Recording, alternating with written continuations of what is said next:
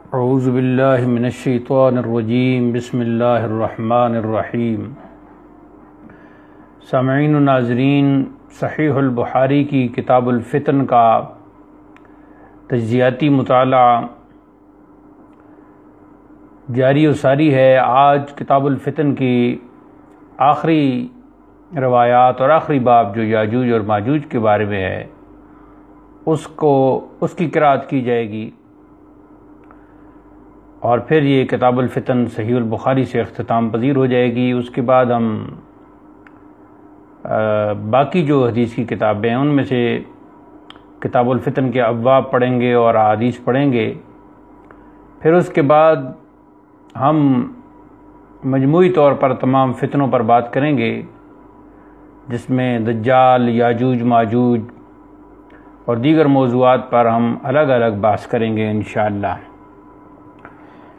باب یاجوج و ماجوج، یاجوج ماجوج کا بیان۔ ابو الیمان شعیب نے زوری سے روایت کی ہے کہ اسماعیل، ان کا بھائی سلمان، سلیمان، محمد بن ابو عتیق، ابن شہاب، عروہ بن زبیر، زینب بنت ابو سلمہ، ام حبیبہ بنت ابو سفیان، حضرت زینب بنت جاش رضی اللہ تعالی عنہا کا بیان ہے کہ ایک روز رسول اللہ صلی اللہ تعالی علیہ وسلم گھبرائے ہوئے ان کے پاس تشریف لائے اور فرما رہے تھے، نہیں کوئی معبود مگر اللہ، اور آگے فرمایا، جس شر میں عرب کی خرابی ہے وہ نزدیک آ گیا۔ ویل للعرب من شر قد اقترب۔ یاجوج اور ماجوج کی دیوار میں اتنا سوراخ ہو گیا، یعنی مقدار بتائی، اور اپنی ایک انگلی اور انگوٹھے کا حلقہ بنا کر آپ نے بتایا۔ تو یہ اس طرح انگوٹھے سے حلقہ بنانا جو ہے وہ عرب میں معروف تھا۔ حضرت زینب بنت جاش فرماتی ہیں کہ میں عرض گزار ہوئی، یا رسول اللہ، کیا ہم ہلاک ہو جائیں گے جبکہ ہم میں نیک آدمی بھی ہوں گے؟ فرمایا، ہاں، اذا کثر الخبث، جب گندگی بڑھ جائے گی۔ اس سے مراد، خبث سے مراد گندگی، بدکاری ہے۔ اس باب میں امام بخاری دو روایات لائے ہیں، اور یاجوج ماجوج کا ذکر ضمناً پہلے بھی گزر چکا ہے، لیکن احادیث کے اعتبار سے کتاب الفتن کی یہ آخری حدیث ہے۔ عن ابی ہریرہ عن النبی صلی اللہ علیہ وسلم قال یفتخ ردم یاجوج و ماجوج مثل هذه وعقد وہیب 90۔ جیسا کہ پچھلی روایات میں آیا ہے، عقد کا ذکر بھی آیا، تو اس میں بھی اس طرح آیا، لیکن اس کے راوی حضرت ابو ہریرہ ہیں۔ آپ فرماتے ہیں کہ نبی کریم صلی اللہ علیہ وسلم نے فرمایا، یاجوج ماجوج کی دیوار اتنی، یعنی مقدار بتائی، کھول دی گئی ہے۔ وہیب راوی نے 90 کے عدد کا حلقہ بنا کر بتایا کہ اتنا حلقہ، اور جیسا کہ میں نے عرض کیا کہ یہ حلقہ عرب میں معروف تھا۔ تو یہاں تک تو کتاب الفتن صحیح البخاری کی اختتام پذیر ہوتی ہے۔ اب اس حدیث میں جو میں نے عرض کیا کہ 90 کا عقد بنانے کا جو ذکر ہے، وہ عربوں کے نزدیک اس کی مقدار معروف تھی، تو آپ صلی اللہ علیہ وسلم نے بھی وہی انداز اختیار کیا، اور صحابہ نے پھر اس کی تشریح کر دی۔ امام ترمذی نے سند حسن کے ساتھ روایت کی ہے، اور امام ابن حبان نے اور امام حاکم نے حضرت ابو ہریرہ رضی اللہ تعالیٰ عنہ سے روایت کی ہے کہ وہ صد اور دیوار، جس کا ذکر قرآن مجید میں آیا، اور انشاءاللہ جب ہم الگ طور پر یاجوج اور ماجوج پر بات کریں گے تو پھر انشاءاللہ ہم وہ قرآن پاک کی آیات بھی پڑھیں گے، اور ساتھ ہی جو بھی تفسیر میں وضاحت ہے انشاءاللہ ہم اس کا بیان کریں گے۔ تو وہ جو صد ہے، صد ذوالقرنین جسے کہا جاتا ہے، اور دیوار کے متعلق رسول اللہ صلی اللہ علیہ وسلم کا ارشاد بیان کرتے ہیں کہ یاجوج اور ماجوج ہر روز اس دیوار میں سوراخ کرتے ہیں،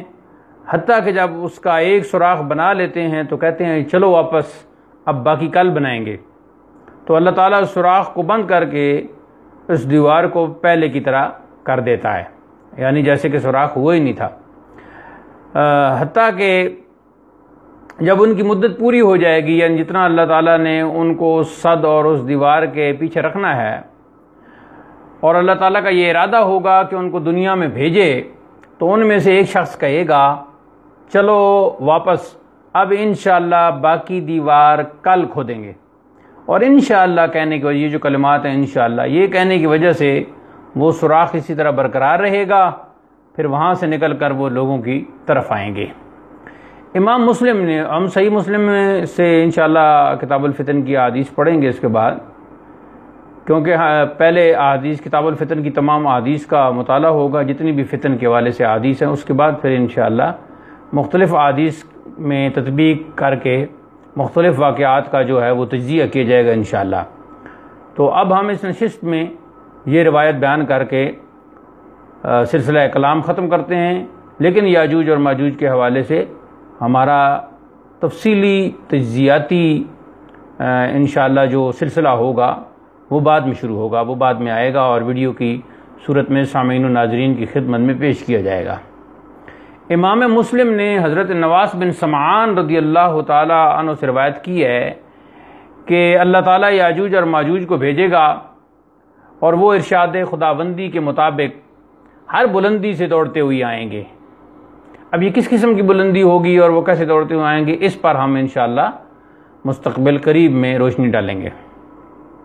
اور یہ بھی بتائیں گے کہ مختلف علماء کا اس بارے میں کیا نظریہ ہے۔ تو وہ ہر بلندی سے دوڑتے آئیں گے، فرمایا ان کے پہلے لوگ بحیرہ طبریہ سے گزریں گے اور اس کا سارا پانی پی جائیں گے، پھر جب آخری لوگ گزریں گے تو کہیں گے کہ شاید یہاں کبھی پانی ہوا ہوگا، یعنی وہ بالکل ہی نہیں چھوڑیں گے، پھر وہ چل پڑیں گے یہاں تک کہ وہ بیت المقدس کے پہاڑ تک پہنچ جائیں گے، اور کہیں گے کہ ہم نے زمین والوں کو قتل کر دیا، آؤ اب آسمان والوں کو قتل کریں۔ چنانچہ وہ آسمان کی طرف تیر پھینکیں گے، اللہ تعالیٰ ان کے تیر خون آلود یعنی سرخ کر کے واپس بھیج دے گا۔ حضرت عیسیٰ علیہ السلام اور آپ کے اصحاب معصور ہوں گے،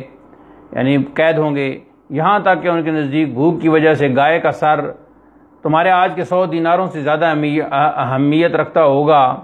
حضرت عیسیٰ علیہ السلام اور ان کے اصحاب اللہ تعالیٰ کی بارگاہ میں دعا کریں گے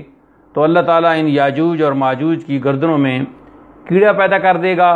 یہاں تک کہ وہ سب ایک دم مر جائیں گے۔ جب حضرت عیسیٰ علیہ السلام اپنے ساتھیوں کے ساتھ اتریں گے تو ان کی بدبو اور خون کی وجہ سے ایک بالشت کی جگہ بھی خالی نہیں پائیں گے، اور پھر آپ اور آپ کے ساتھی دعا کریں گے تو اللہ تعالیٰ لمبی گردنوں والے اونٹوں کی مسل پرندے بھیجے گا جو انہیں اٹھا کر پہاڑ کے غار میں پہنچا دیں گے۔ مسلمان ان کے تیر و ترکش اور کمانوں کو 7 سال تک جلائیں گے، یعنی جو کچھ بھی ان کا ساز و سامان۔ پھر اللہ تعالیٰ بارش نازل فرمائے گا جو ہر گھر اور ہر خیمہ تک پہنچے گی، اور تمام زمین کو دھو کر شیشہ کی طرح صاف اور شفاف کر دے گی۔ یہ تفصیل جو ہے فتح الباری میں مرقوم ہے۔ تو جیسا کہ اس روایت سے بھی معلوم ہوا اور پہلی روایت سے بھی معلوم ہوا، تو اس میں 2-3 امور ہیں جن پر ہم تفصیل سے روشنی ڈالیں گے۔ کچھ لوگ تو یہ کہتے ہیں کہ یہ حضرت آدم علیہ السلام کی اولاد غیر جناب حوا علیہ السلام ہیں، لیکن اس میں بہت سارے پھر اشکال بھی سامنے آتے ہیں، اعتراضات بھی سامنے آتے ہیں، اور عقل نکتہ بین اور نکتہ چین اس پہ ضرور جو ہے وہ نکتہ چینی کرتی ہے۔ اور کچھ لوگوں کا بالکل ہی انہیں جو ہے یہ کہہ دینا کہ وہ کب کے نکل چکے، اس پر بھی کئی اعتراضات وارد ہوتے ہیں، اور کئی عقل کے اعتبار سے بھی کئی اعتراضات سامنے آتے ہیں۔ تو انشاءاللہ ہم ایسی تجزیاتی گفتگو یاجوج اور ماجوج کے حوالے سے کریں گے جو کم از کم سامعین و ناظرین کے لیے پہلی مرتبہ پیش کی جائے گی۔ تو الحمدللہ ثم الحمدللہ ہمارا پہلا سلسلہ صحیح البخاری کی کتاب الفتن کا اختتام پذیر ہوا۔ اللہ تعالی ہمارا یہ مطالعہ قبول فرمائے اور سامعین و ناظرین کو اور خصوصاً نئی آنے والی نسل کو اس سے بہرامند فرمائے۔ وآخر دعوانا ان الحمدللہ رب العالمین، والسلام علیکم ورحمۃ اللہ۔ اسلام زندہ باد، پاکستان پائندہ باد۔